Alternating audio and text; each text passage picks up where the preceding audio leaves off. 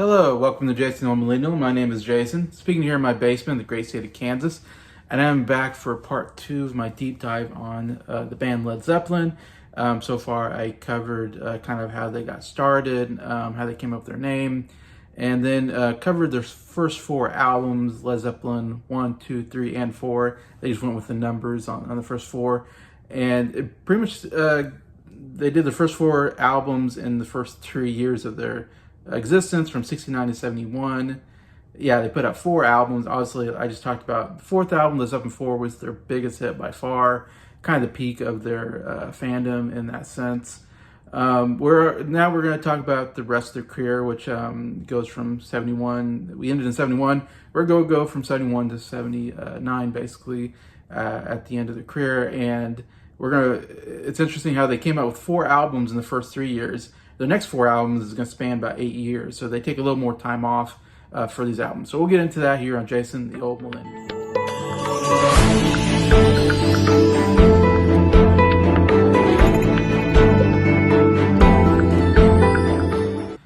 Hello everybody, hope everybody's doing well here on a Saturday afternoon. I hope everybody's doing well and it's going to have a good weekend and all that. Anyways, yeah, so excited to come back and finish my deep dive on this band, which I, of course, said one of my favorite bands of all time. And Led Zeppelin 4 is definitely my favorite album, one of my favorite albums of all time as well. It's such a great rock record. But they don't stop there. They do take a little time off. Like I said, they did 4 albums in 3 years. They were going pretty hard for those first 3 years, and it paid off, obviously. Their concerts are doing absolutely amazing. So when they stopped with the 4th album, came out in 71, it's 2 years later in 73 that they came out with their 5th album, and they decided to go away from calling it Led Zeppelin 5, whatever. They decided, let's actually give it some names, and that's where we get their album Houses of the Holy, which I own on vinyl as well. This, I believe, was bought for me by Scott from Sound Lab Studios. Yeah, it doesn't even have their name on it. Again, it doesn't have any kind of name on it, but it's Led Zeppelin, it's Houses of the Holy, another album that's very well regarded. It also was number 1 in the US and UK. They're also on this huge run of number one albums, all doing very well. And it's a very odd cover. It's a bunch of like naked kids crawling up this rock structure. Yeah, very kind of awkward type of album cover. In fact, I have the CD as well. In the CD, there's a big like sticker like covering the naked kid, one of the naked kids, and it only shows part of the picture. And there's like one naked kid that they put a picture across, so you can't see it. So they obviously probably wanted to censor that somewhat. But saying that, yeah, it's another really, really excellent album. One of my favorite albums of theirs. It's my 3rd favorite album of Led Zeppelin. It's a great rock record. And I know Scott from Sound Lab Studios, this is his favorite album, so it's definitely a favorite album of a lot of Led Zeppelin fans, I think. It was a little more experimentation, I think, with this album. There's more uses of the synthesizer, the mellotron, and a lot of orchestra music as well. So it is kind of cool how they're doing more experimentations with their sound, yet having that great rock sound that Led Zeppelin has. Incredible rock riffs on this album, and incredible drumming and all that.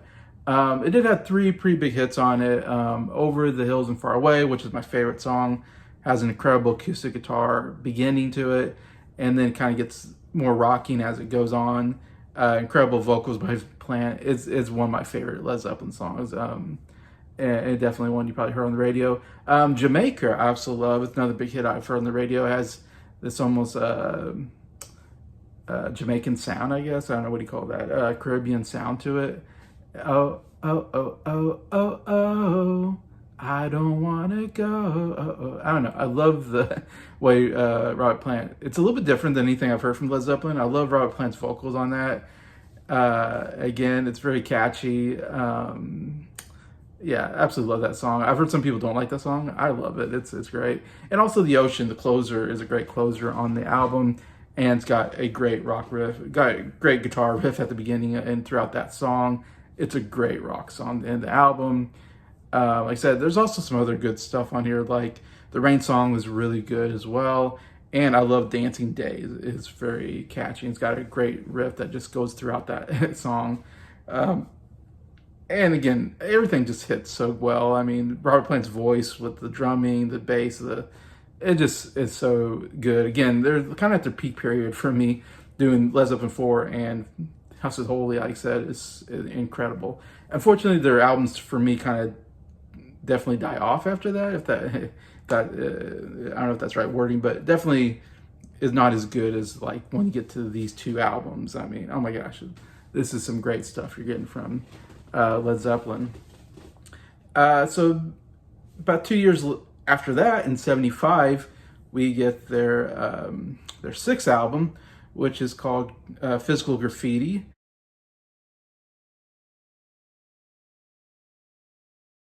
And this is also #1 UK and US, and it's their only double album they put together. Yeah, it's one double album that they have.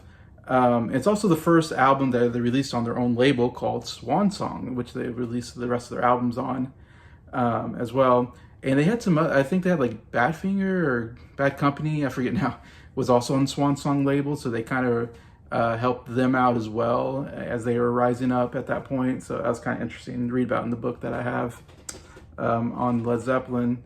Yeah, Physical Graffiti, it's considered one of their great albums, I would say.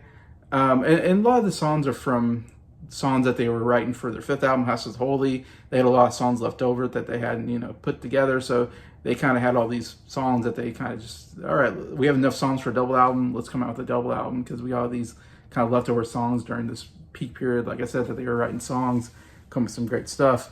There really only one, I would say, kind of big hit song on this album. That is Kashmir, which is my favorite song. Kind of obvious. I mean, it's it's hard not to go. It's kind of the obvious song to pick, but I usually pick the obvious ones because they're good. That's why they're obvious. They're good. Again, incredible riff throughout that song that really drives that song, and some great orchestra use as well on the song. Very catchy song, Kashmir. Again, Kashmir, it's a weird title because I don't think they say Kashmir in the song. You just kind of know it by the guitar riff at the beginning. That's, in fact, I first heard this song on Saturday Night Live with P. Diddy of all people. He took this song and kind of rewrote it for the Godzilla soundtrack. I think it was called like "Come to Me" or something like that. And he did this rap, and Jimmy Page was there doing the guitar part, and they had orchestra music, and it was like really cool, like a Saturday Night Live moment, except for P. Diddy's a horrible person now, it's canceled and all that. But and it was cool to see Jimmy Page, playing the song on guitar. Dun dun dun dun dun dun dun dun dun dun dun dun dun dun dun. Oh yeah, it's amazing. Anyways, but yeah, Kashmir is great. There's other good stuff on here. I don't have the album, so I don't have all the songs in front of me. For me, it's one of my least favorite albums. Like I said, Kashmir is like definitely the best song on there. And there's a couple of, like I said, okay stuff, but then there's a lot of stuff that I don't like bluesy type songs, and there's more of bluesy type music on here that I'm just not into. That's just not me. My type of music, I guess I go from. And I don't know, it just doesn't have as many, and maybe because it's too long. I really think if you took like the 10 best songs on the album and made that your album, it would have been a really good album. But there's just too many like songs I just did not care for in this album, so it kind of hurt the album. And it's hard to make a good double album, I think, because after a while you get kind of tired of the album. You get too many songs, and if they're not all hits, they're all all bangers, and then you're just like, gosh, one more boring song after another. I don't know. I'm not a big fan of this. It's towards the bottom of my list. But I know people love this album. It's usually on a lot of people's lists of their favorite albums, their favorite Led Zeppelin albums. And a lot of people I've heard a lot of people say this is their favorite Led Zeppelin album. And because they say, well, it's the most songs on an album, and I love Led Zeppelin, so obviously it's my favorite album because it has the most Led Zeppelin songs on it, and that's, I guess, interesting.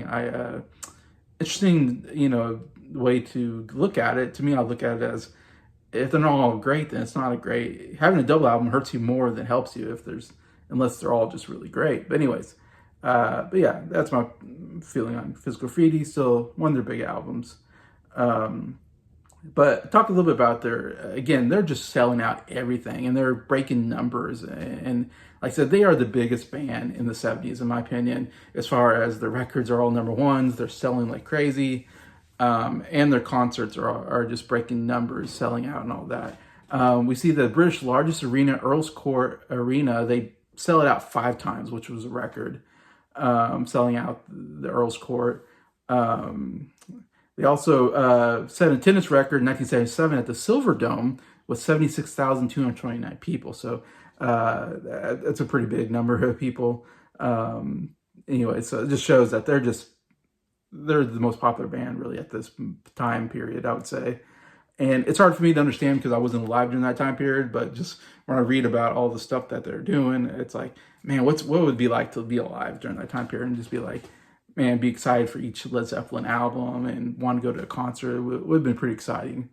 Some bad news for them during this time period, though, that kind of delayed them a little bit on some of their concerts was Robert Plant got into a car wreck, and his wife and his kids were in the car too. Luckily, they all survived the car wreck. They all were fairly badly injured, and they were in another country. Now I'm forgetting.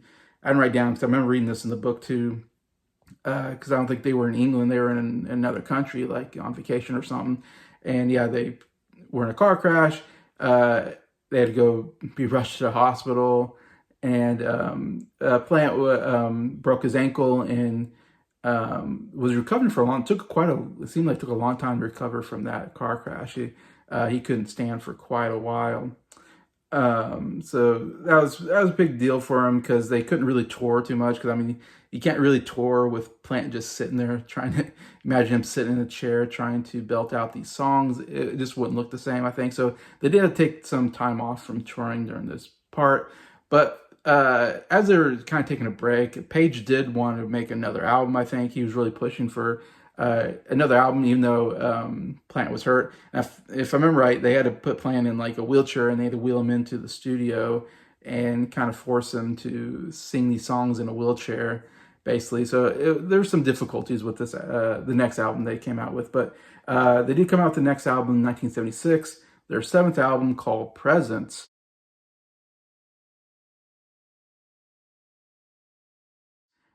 Which did go number one, still their number one band.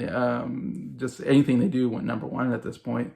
Unfortunately, this is considered their worst album, and I would say it's one of my least favorite albums as well. Yeah, and it's also their least selling album. It did not sell nearly as well as the other ones. I think people that listened to it were not into it as much and didn't get good word of mouth, maybe. I don't know.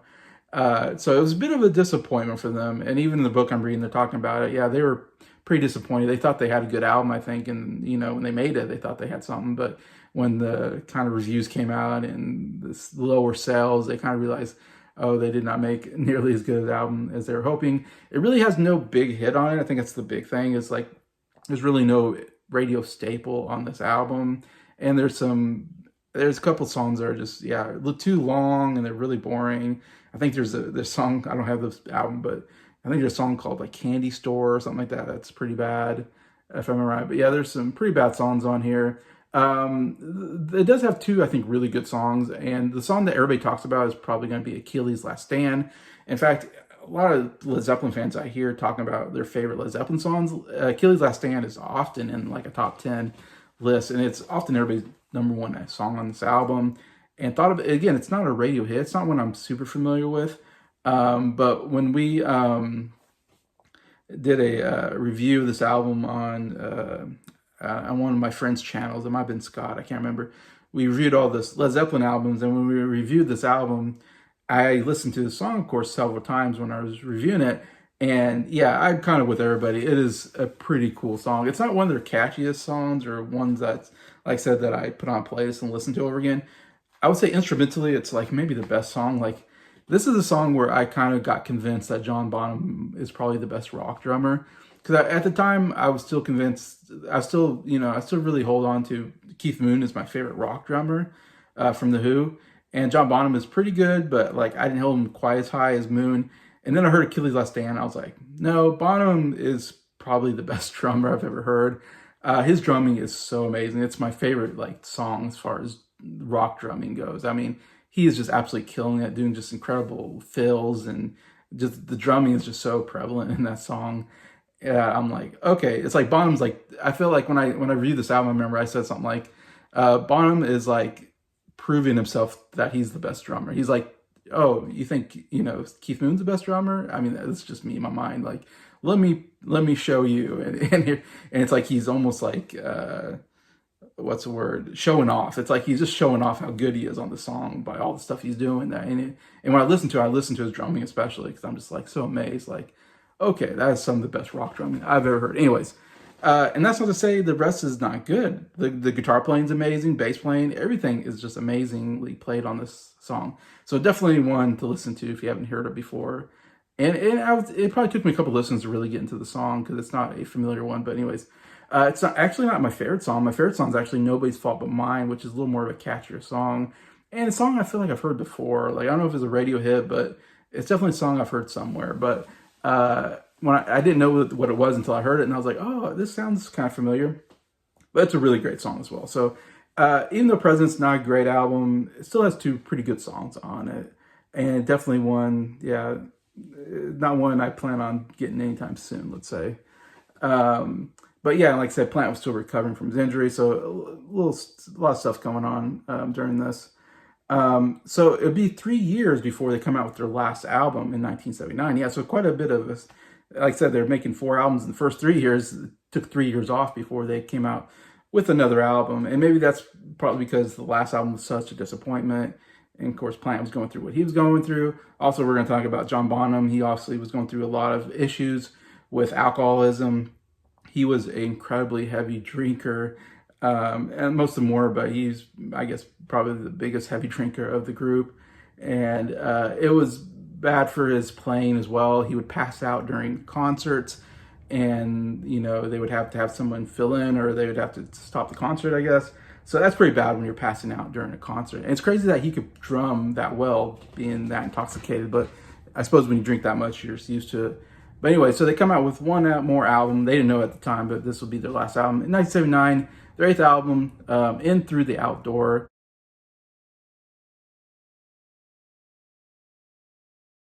Also went #1. I mean, every single album's going #1, basically, except for maybe the first album. First 2 albums didn't go #1, but then every album afterwards, because of the strength of those first 2 albums, basically, and everything else coming. Anyway, what was hits? This album's okay. It's, I think it's towards the middle of my ranking, I would say, of Led Zeppelin albums. And I think most people would probably consider this maybe towards the bottom of the ranking. I don't think this definitely isn't one of their big albums that people talk about, and maybe you don't like as much, but I think it's okay. It's got some good stuff here. It's got 2 really great songs. Like, the 2 best songs on the album are like in my top 10 favorite Led Zeppelin songs. I mean, there are some amazing songs, which is Fool in the Rain and All of My Love, which are definitely more, this song's not as hard rocking, I would say, as a lot of the other albums. Like Fool in the Rain and All My Love are more ballad type songs. Fool in the Rain is more of a pop song, I would say. Sorry. I would say it's probably their,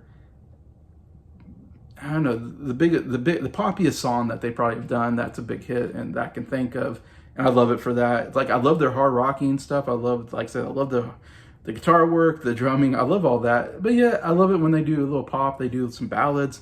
It sounds great as well. So I love when they do different stuff like that. Anyways, but Fool in the Rain is so darn catchy. The dun dun dun dun dun dun. It's so good. And then All My Love, yeah, it's a great kind of more rock ballad type song. The All of My Love. And the guitar work is great. Everything is great on that. Anyway, so yeah, 2 amazing songs. I don't remember what else was on. I didn't write what else. Those are the 2 kind of big hits I wrote down. But there's some decent stuff. I don't think it's a very long album. I feel like there's only like 8 songs or something on the album. So it kind of goes by pretty quickly. It's okay. I would put it probably, like the way I rank my albums is like Led Zeppelin 4 is definitely #1. Led Zeppelin 2 is #2. House of Holy #3. That's by far the 3 best albums. Like, nothing else comes close to those 3, I think, for me. And I have all 3, of course. And fourth, I'd probably put In Through That Door, number 4, actually. That's probably my fourth favorite album. And then, let's see, fifth, now I'm forgetting the albums already. Oh, Led Zeppelin 3 would probably come in, and actually Led Zeppelin 3 would probably come in fourth. In Through the Door would probably come in fifth. And then Presence might come in, or Physical Graffiti might come in sixth, Presence seventh, and Led Zeppelin 1 eighth. I really don't like the first album. It's funny, everybody loves that album. It's just too bluesy for me, but I forget exactly my rankings, but that's kind of, I think, around what my rankings are. But anyways, finishing up talking about Led Zeppelin. Yeah, the reason why 1979 is the last album, and they kind of break up after this, is because of John Bonham. Like I said, he was drinking I remember like I don't know if it's Jack Daniels or whiskey or something like that. He's drinking like 4 or 5 bottles, a day or something crazy like that. Oh yeah, I have it written down. 4 vodka bottles in the morning. Yeah, he would drink 4 vodka bottles in the morning. And I work in the hospital. I deal with alcoholics all the time, and it's always kind of like that, where they drink like tons of bottles of alcohol, and then they're withdrawing really badly, and they're hallucinating and throwing up, and it's a horrible scene.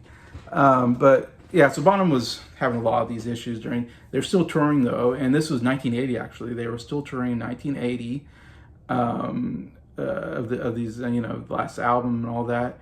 And he collapsed on stage again because of all the drinking. He was collapsed on stage, and they took him, I don't know, they took him to the hospital. They took him to the bed to sleep it off maybe, and he died the next day through asphyxiation from vomit, which unfortunately is something that's happened to a couple different artists I think I've heard of. I know him. I know the lead singer of AC/DC also died the same way. So, I mean, very unfortunate that he drunk himself to death, unfortunately. I didn't write down how old he was, but I don't think he was very old when he died. And so, again, another sad, tragic ending to a rock star, because of alcohol or drugs. It's the same old story, unfortunately. Interesting that his son, Jason Bonham, still is playing drums as well. And he tours and plays Led Zeppelin songs and tells stories of his dad, which is really cool. Be interesting to see one of those.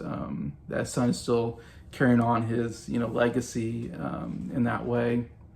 But then, of course, after John Bonham passed away in 1980, the band, they broke up. And it's pretty interesting because some bands, like even The Who, like Keith Moon died and they kept going. They got a new drummer. And they kept making albums and touring, not a lot, but a little more after that. So we've seen some bands where a member like that dies or whatever, AC/DC, same way.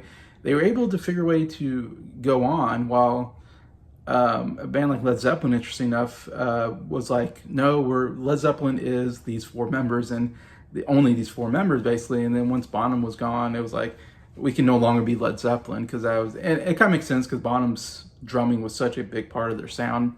I suppose it'd be hard to replace someone like him. So it's kind of somewhat honorable that they just kind of said, okay, we can't be the band anymore without this important member. So somewhat honoring his legacy and saying, we can no longer be Led Zeppelin, which, again, it kind of sucks because that was the end of one of the greatest bands. If Bonham was still alive, I suppose they would have kept going in the 80s. We don't know what would happen with the band. And I don't know exactly what happened with them. I'm sure they all went off and did either joined other bands or had solo work. I haven't really ventured into that as much. I know Plant has done some solo work. I don't know what the other members did necessarily, but they had to go their own ways. And that's the end of one of the greatest rock bands of all time. It seems kind of short, only like a 10-year span for this great band. And it could have been longer. Unfortunate tragic events stopped them from going on, unfortunately. And we could have gotten some great Led Zeppelin music that we unfortunately kind of missed out on in the 80s period, because it would have been interesting. How would they have transitioned into the 80s with their sound? Would have been different, who knows.